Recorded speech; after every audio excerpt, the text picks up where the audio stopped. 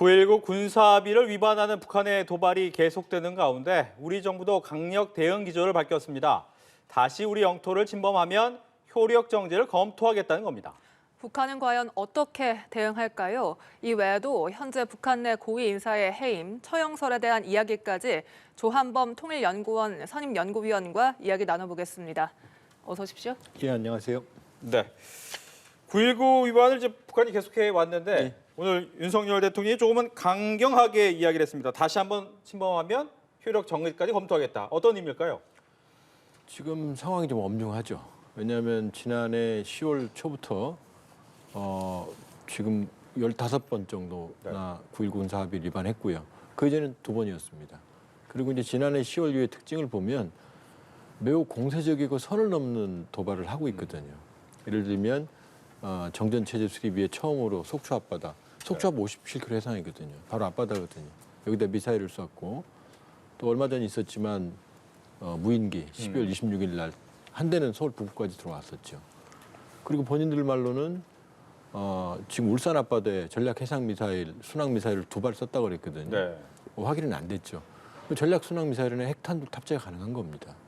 그 다음에 이번 전원회의에서 뭐 일정 중이지만 이 12월 31일 날 초대형 방사포 증정식에서 김정은 위원장이 남한 전역의 사정거리고 서해권이고 여기 핵탄두가 탑재 가능하다고 얘기했거든요. 그러니까 상황이 9.19 군사합의는 군사분계선 그다음에 서해 동해 NLL에서 군사적 충돌을 막기 위한 최소한의 조치였거든요. 근데 이 모든 걸 무용지물로 만드는 행위를 북한이 하고 있고 네. 올해도 더 하겠다는 의지를 확고히 하고 있거든요. 그렇기 때문에 남북관계 발전법상 일정 기간 대통령 이거는 이제 국회 비준이 없으니까 대통령이 행정명령으로 그냥 하면 됩니다. 그래서 일정 기간 효력 정지를 할 수 있으니까 그 법에 근거해서 효력 정지를 검토할 수 있다 이 얘기를 한 겁니다. 네. 그런데 이렇게 우리가 먼저 합의 파기 카드를 꺼내들면 북한 입장에서는 또 우리 책임으로 좀 떠넘길 수 있지 않겠습니까? 어차피 북한은 사실상 지금 합의를 파기하고 있는 거고요. 그리고 지난해 말씀드린 대로 10월부터 또 올해 노선을 보면 원래 전원회의, 북한 전원회의는 내부 문제가 주 안건이거든요. 근데 이번을 보면 뭐 체제 결속 내부 문제는 있지만 대남 강경 노선 전환이 뚜렷하거든요. 네. 그렇기 때문에 올해도 도발을 계속하겠다는 의지를 확고히 한 거거든요. 그러니까 이것과 관계없이 북한은 도발을 계속할 거다 이렇게 볼 수 있죠. 예. 이제 우리가 검토하겠다라고 이제 대통령이 강하게 얘기한 것은 북한이 당연히 알고 있겠죠. 그렇다면 북한의 입장에서 이 부분 어떻게 대응할 것인가도 또 궁금합니다. 별 영향을 안 미칠 거예요. 북한은 그동안 보면 기존 노선을 가지고 있으면 네. 마이웨이를 갑니다.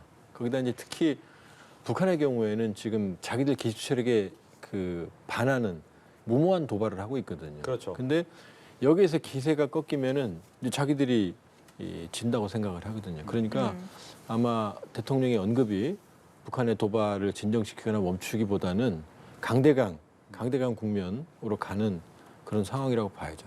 네.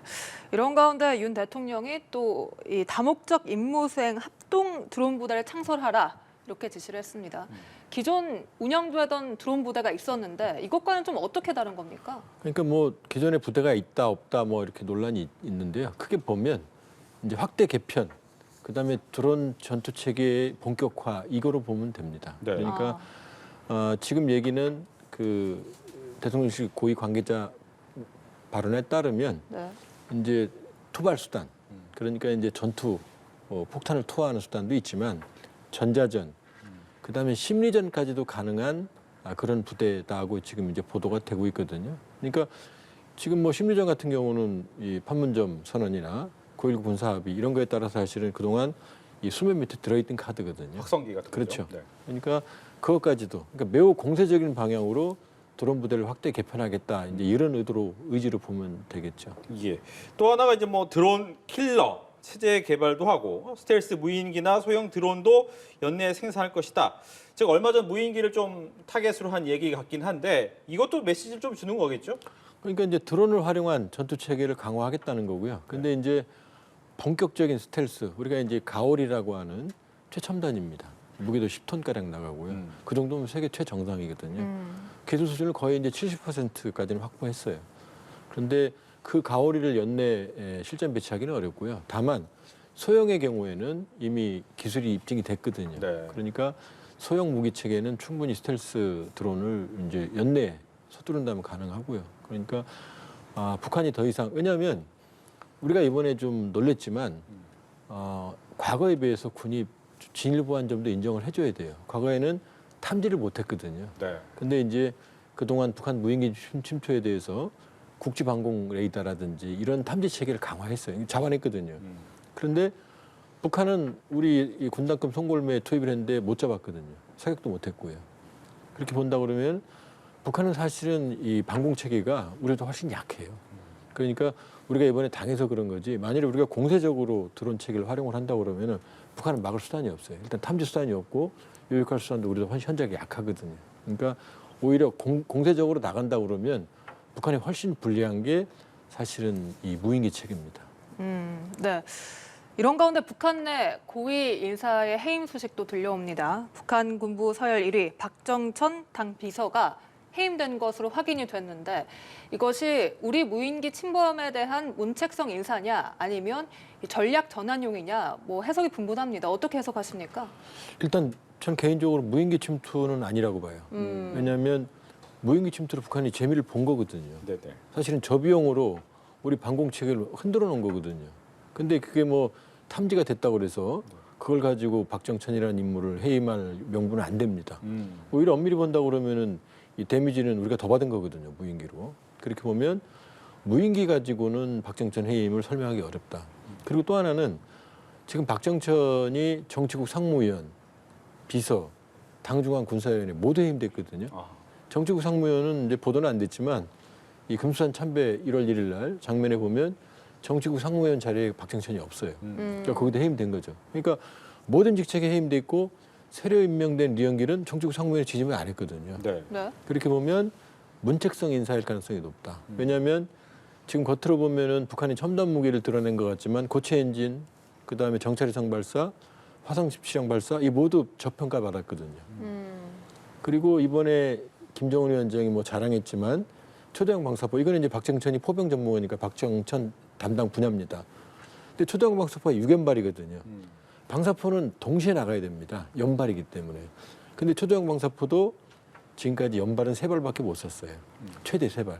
그럼 6발 다 쓸 수 없는 거죠. 이번에 쏠 때도 12월 30일 때도 첫 발은 8시 1분, 두 번째가 8시 14분, 세 번째가 8시 15분. 3발밖에 못 쐈거든요. 이 시간 간격도 일정하지 않거든요. 그리고 남한 전역이 사거리라고 그랬는데 초대형 방사포는 최대 사거리가 380이에요. 그러니까 휴전선에 붙여서 쏴도 남해안 지역은 못 쏘거든요. 그렇게 보면 겉으로 보기에는 뭐 그럴 때 보이지만 초대형 방사포도 외화 내빈이다. 그리고 최근에 북한이 보여준 무기 체계의 여러 가지 부실함, 그 다음에 저평가 이런 거에 대한 책임을 지고 물러났을 가능성이 훨씬 커 보여요. 네. 이제 박정천에 해임된 자리에 우리나라로 치면 국방장관인 리영길 국방상이 임명이 됐단 말이죠. 근데 리영길이라는 사람은 과거에 처형됐다라는 얘기도 있었는데 다시 부각될 만한 이유가 있었을까요?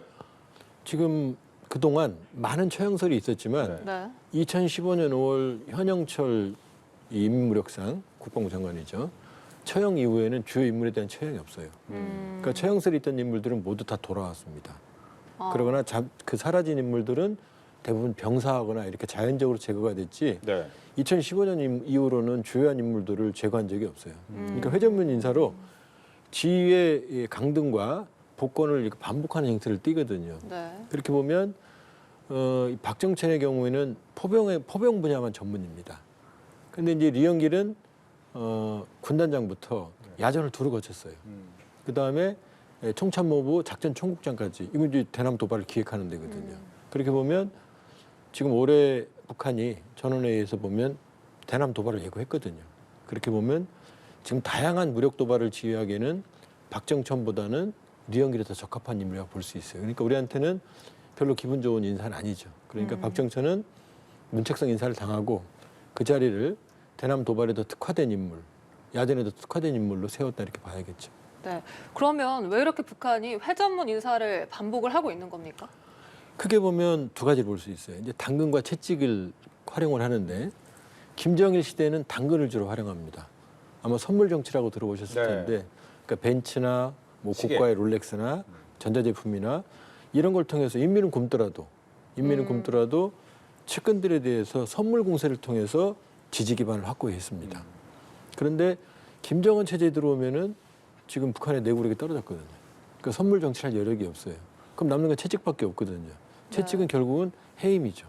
복권 해임. 그러니까 이 인민무력상만 보더라도 국방상, 우리는 국방부 장관이죠. 김일성, 김정일 시기에는 63년 동안 8명밖에 안 돼요. 네. 근데 김정은 시기에는 국방상의 평균 임기가 1년 정도밖에 안 됩니다. 예를 들면 오진우 같은 경우는 1976년에서 95년까지 거의 20년간 국방상을 했거든요. 근데 김정은 체제에는 국방상이 파리 목숨이에요. 총참모장 역시 마찬가지고. 그렇게 보면 김정은 체제의 이 채찍 정치, 그러니까 이 강압적인 간부 정책의 일환이라고 보는 거죠. 그러나 재건하지 않고 그 틀 내에서 회전문 인사라고 계속 지휘 강등과 복권을 반복하는 거죠. 리용호 전 외무상 같은 경우에도 지금 일본 언론에서는 이제 처형설이 또 나왔는데 앞서서는 이제 처형된 인물이 많지 않다, 거의 없다라고 봤는데 어떻습니까? 요미우리 보도는 신빙성이 상당히 떨어져요.